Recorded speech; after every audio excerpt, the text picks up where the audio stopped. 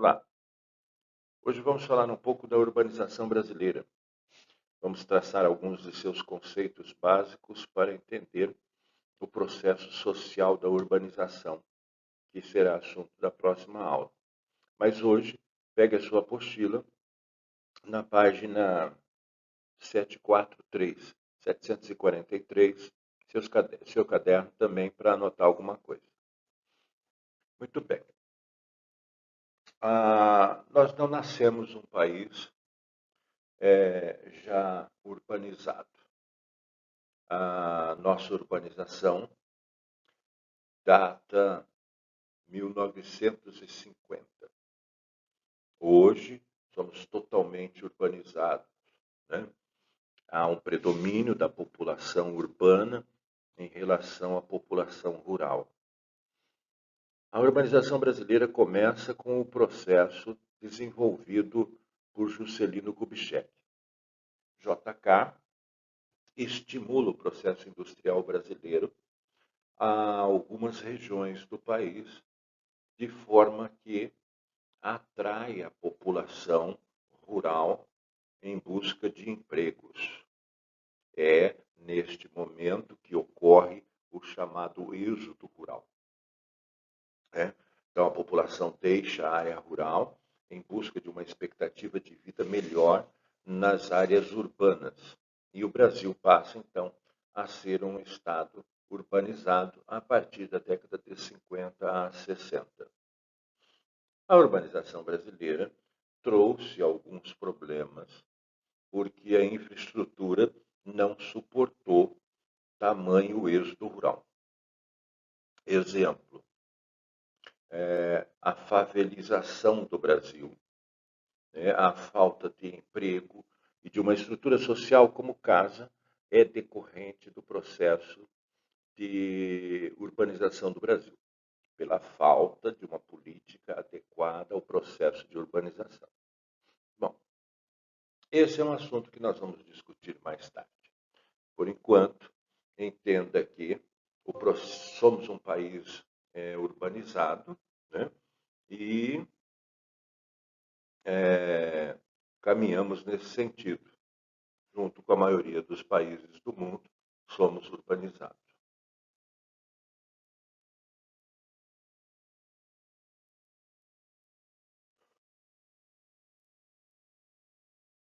O homem, como qualquer animal, organiza o seu espaço onde vive. Nos animais irracionais, isso vem como um instinto, o instinto de demarcar território. Exemplo, o seu cachorrinho, quando você leva para passear, faz xixi no poste, na árvore, em qualquer lugar, que é o sentido dele ampliar seu território. Então, ele demarca, através da urina, um território maior e mais amplo. O urso arranha a árvore, esfrega as costas, porque deixa ali o seu cheiro. O gato enterra as fezes, determinando o seu espaço. E o homem, como um animal racional, também determina o seu espaço. Veja, você costuma dizer: a minha carteira demarcou o seu espaço. Se alguém sentar ali, você vai ficar um pouco chateado.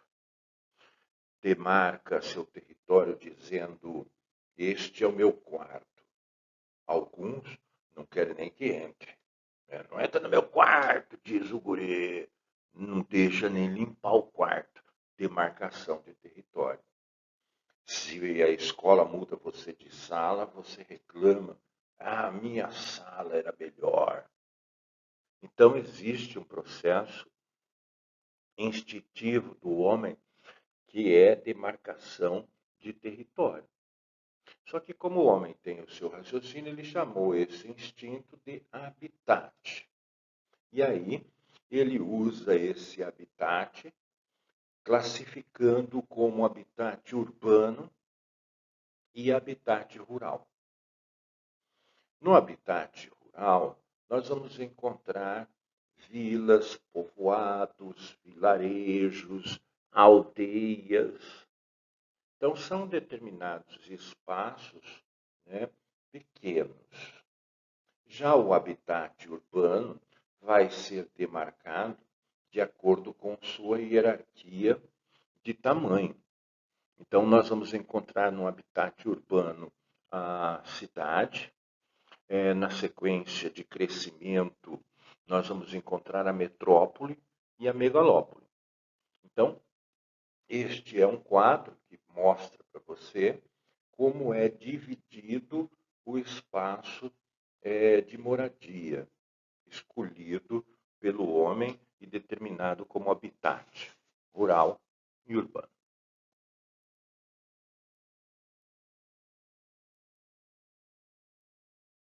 Na hierarquia de tamanho das cidades, o seu crescimento demanda de um crescimento populacional e também de um crescimento em sua infraestrutura. Então, quando a cidade vai crescer, cresce junto a necessidade de uma infraestrutura. Água, esgoto, ruas, né, deverão ser de uma política pública. Isso vai demandar das necessidades e também das exigências, né? Luta-se para ter uma melhor infraestrutura em áreas urbanas. Então, casas querem energia, querem o asfalto, tudo isso demanda do crescimento das cidades. Então, existem cidades mais organizadas e cidades menos organizadas em sua infraestrutura. Mas o fato é que quando há esse crescimento, ela passa então a possibilidade de ser uma metrópole. Bom, para entender metrópole deve ser observado conurbação. Esta é a palavra usada em provas aí de vestibular e de Enem. Conurbação significa junção. No nosso caso, a união de cidades. Então, quando há uma conurbação, há uma junção de cidades. No caso, a metrópole, ela é definida não por sua quantidade de habitantes, mas pela junção com uma ou mais cidades. E uma influência que tem a ver de forma econômica, cultural na região onde está, ou até mesmo no país. Então, para ser uma metrópole, não interessa a quantidade de pessoas, mas ela deve estar junto com uma ou mais cidades e ter uma influência econômica. Por exemplo, Aquidauana e Anastácio estão juntos. Não tem influência cultural nem econômica na região e nem no país, então não é metrópole. Corumbá e Ladário junto, mas não tem influência, então não é metrópole. Né? Cidades, para ser considerados uma metrópole, não tem só a ver com população, mas com a influência. A população, o crescimento popular, é uma consequência. Isto é metrópole. Com o crescimento maior, surge o termo, então, megalópole, que também é uma conurbação. Só que agora é a junção de duas metrópoles. E também com uma influência social, cultural e econômica. Essa influência de uma megalópole tem que ser a nível mundial. Então, nós temos metrópoles no Brasil e nós temos megalópolis no mundo. Mas pelo conceito de megalópole, ela ainda não surge no Brasil, porque não há uma conurbação comprovada entre São Paulo e Rio de Janeiro, que você está pensando. Teremos uma megalópole. Sim, o crescimento urbano do Brasil é imenso. A mais próxima de acontecer estará entre São Paulo e Campinas. Com São Paulo e Rio de Janeiro, existe uma área rural muito intensa entre as duas, compostas até de uma serra. Por isso o termo é aplicado para a região megalópole do Brasil, apenas no sentido de mostrar um grande crescimento que existe. Ok?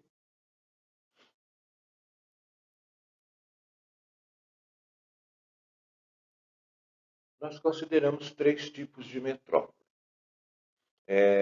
Metrópoles globais, né? Metrópoles nacionais e metrópoles regionais. Então, quando a gente cita São Paulo, Rio de Janeiro, nós estamos falando de um complexo de conurbação de cidades que apresentam uma influência socioeconômica no mundo inteiro. Então, São Paulo e Rio de Janeiro apresentam inúmeras multinacionais, escritórios de multinacionais, bancos, organismos financeiros e é um polo centralizador da economia do país. Da mesma forma, passa então a ter um modelo social.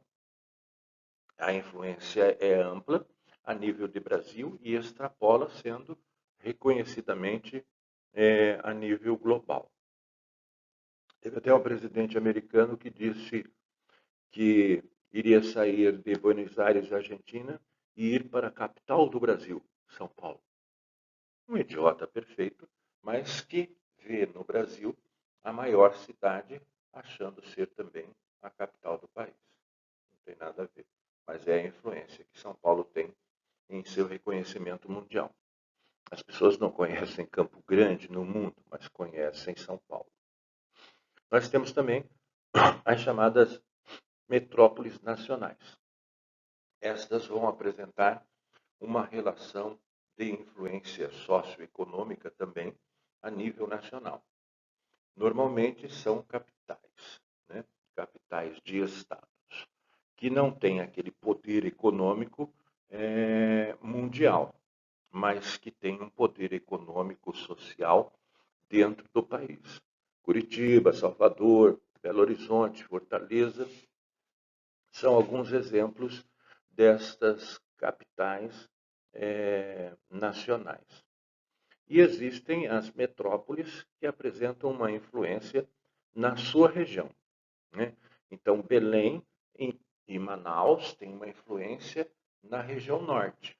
São centros polarizadores da economia da região norte. Flui tudo para Manaus e de Manaus vai para Belém, e Belém ganha porto do mundo inteiro. Goiânia é uma capital regional. E o que você está pensando não ocorre, né? Campo Grande não é uma metrópole. Basta você observar que nós não estamos conurbados a ninguém. Campo Grande não está junto com nenhuma outra cidade. Ah, sim, você está falando Terenos, mas entre Campo Grande e Terenos existe um espaço urbano, aí existe um espaço rural. Tanto que, se você for a Terenos, na sua viagem, você vai ver vaca para tudo quanto é lado. Quer dizer, o espaço rural está caracterizado. Então, Campo Grande se fala em região metropolitana apenas como um dizer e uma vontade. Não é, de fato, o que ocorre. No Brasil, outras tantas metrópoles surgem. Todas as regiões têm a sua metrópole regional. Aqui nós temos na região centro-oeste Goiânia e Cuiabá. Cuiabá é uma também das metrópoles regionais. E outras tantas existem pelo Brasil.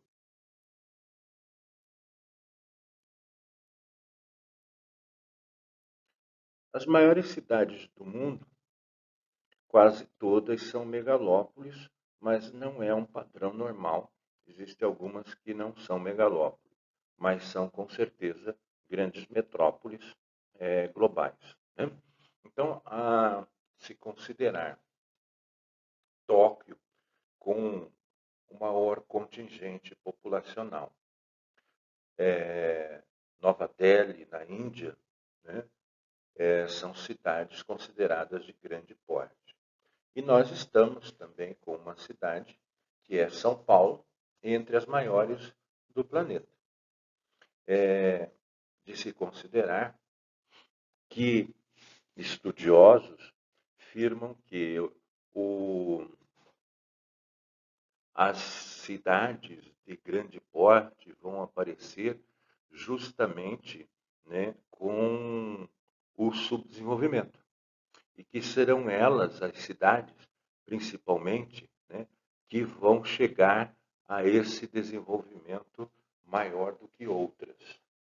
Então, afirmam estudiosos que o mundo subdesenvolvido vai apresentar um crescimento populacional urbano superior ao do mundo desenvolvido. Isso é um pouco de verdade, porque se pensarmos, né, naquela relação de taxa de natalidade, o mundo subdesenvolvido apresenta uma taxa de natalidade superior ao desenvolvido, né? No caso nosso, do país, nós teremos então São Paulo, né, como uma dessas cidades de grande crescimento. Depois o Rio de Janeiro, Brasília, Salvador, são grandes populações que nós temos por aqui.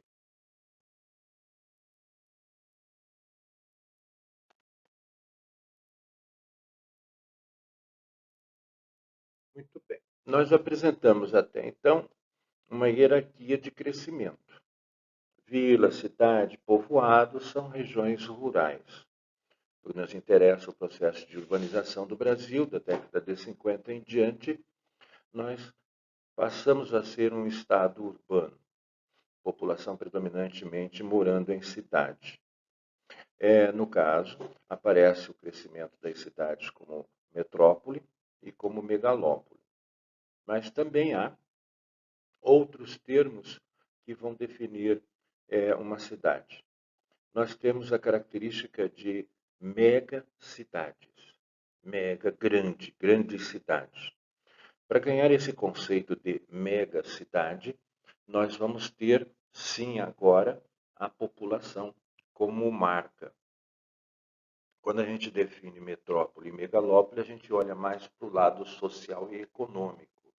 Agora, quando a gente olha para a estrutura de megacidade, aí é só o número de população. Então, para ser considerado uma megacidade, nós temos que ter uma população igual ou superior a 10 milhões de habitantes, né?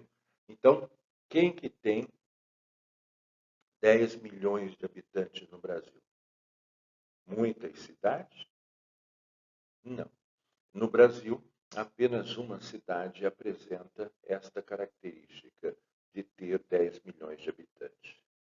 Então, São Paulo não é uma megalópole, mas é uma megacidade, porque tem lá 12 milhões de habitantes e na região metropolitana chega a 14, 15 milhões de habitantes.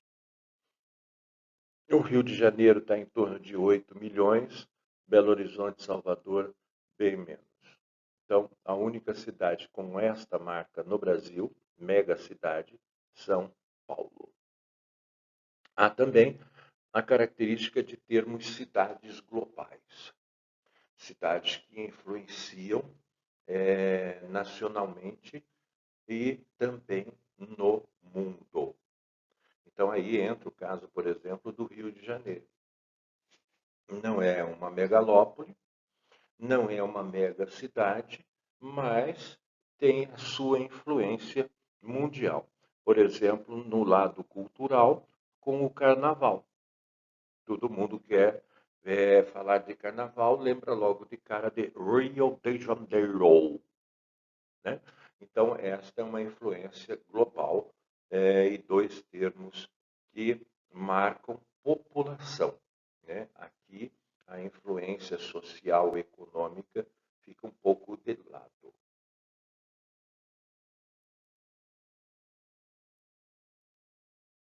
Por fim, falar especificamente da cidade é observar que ela tem também suas características. Então, toda cidade tem a sua origem, tem a sua função e a sua localização como base de influência. Vamos observar. De acordo com a origem da cidade, ela vai tomar um perfil. Primeiro, deve-se lembrar que toda cidade tem perto de si o que é importante à vida humana. água. Então, este é o primeiro sentido que dá origem a uma cidade. Mas aí ela vai ganhar características mais específicas. Por exemplo, eu tenho no Rio Grande do Sul uma cidade chamada Vacaria, porque sua origem foi exatamente a pecuária. Eu tenho cidades que se desenvolveram como colônias, e aí então ela tem esse perfil. De acordo com a origem da cidade, ela vai se desenvolver. E de acordo com a função, o seu crescimento. Uma cidade pode ter mais de uma função. Vamos exemplificar. Campo Grande, nossa cidade, tem uma origem voltada à pecuária. Surgiu como um campo grande para o desenvolvimento da pecuária, mais tarde também a agricultura. Mas ao longo do tempo foi adquirindo outras características. Hoje nós somos considerados uma capital, então ela tem a função administrativa. Campo Grande também tem a função comercial. Então, ao longo do tempo, houve crescimento, né? As funções aumentaram e a cidade também aumentou. Vamos a um exemplo melhor. São Paulo. A origem de São Paulo foi de um mosteiro jesuítas. Então, ela surgiu como uma cidade religiosa. E hoje, ela congrega ainda todas as religiões, tem sede em São Paulo, mas se desenvolveu em vários aspectos. Ela tem a função turística, ela tem a função econômica, administrativa, ela tem várias funções que sustentam todo o seu porte de economia. Ok? Então, origem da cidade e as funções que elas vão adquirindo. A cidade de Mato Grosso do Sul, chamada Bonito, teve sua origem voltada à pecuária e, quando apresentou o turismo, teve um crescimento. Então, o crescimento da cidade também está agregado às funções que ela vai adquirir ao longo do tempo. Portanto, nós temos cidades específicas com funções específicas. Cidade industrial. Você lembra, por exemplo, de Volta Redonda. Cidade turística balneária. Você lembra daquela de Santa Catarina, Balneário Camboriú? Turista histórica. Aí você vai ali em Minas Gerais, tem várias cidades históricas. E até mesmo onde surgiu o Brasil, Salvador. Cidade comercial. Então, é aquela que você vai para fazer compras especificamente. Né? Aqui no norte do Paraná tem Maringá, como terra do tecido, de roupas. Você tem cidade com a função específica na agricultura, como aqui no nosso caso, em Mato Grosso do Sul, São Gabriel do Oeste, a função gira em torno da agricultura. Cidades têm sua característica, sua marca de função. E também de sua localização. Uma cidade marítima, né, à frente do mar, portuária, tem uma característica muito diferente de uma cidade do interior, interiorana. Né? Então, aonde ela está, também determina a sua característica. Uma das mais conhecidas no Brasil é Campos do Jordão. Então, a sua localização na altitude marca para ela a ação do turismo, vira uma função à sua localização. A região do Porto de Manaus atrai todo mundo para aquela área. Então, a região portuária, o local onde está, trouxe uma função. Então, a cidade, nós podemos dividir de acordo com sua origem, de acordo com sua função, localização, que é também o seu sítio urbano.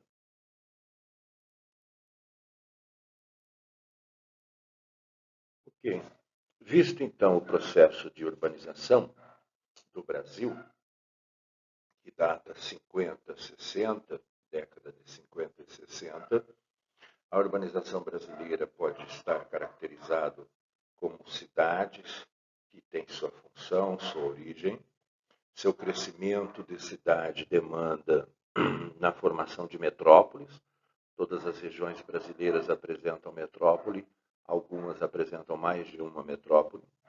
A nossa megalópole mais próxima é São Paulo, com Campinas. Nós temos cidades globais como São Paulo, e megacidades também como São Paulo, com mais de 10 milhões de habitantes. Então, esse é o processo teórico da urbanização. Na sequência, na próxima semana, nós vamos trabalhar com os problemas urbanos, problemas de crescimento urbano na falta de sua infraestrutura, ok? Agora, por gentileza, pegue lá seu livro 2, na página 749, e faça para mim os 3 exercícios que estão ali, ok? Bom estudo.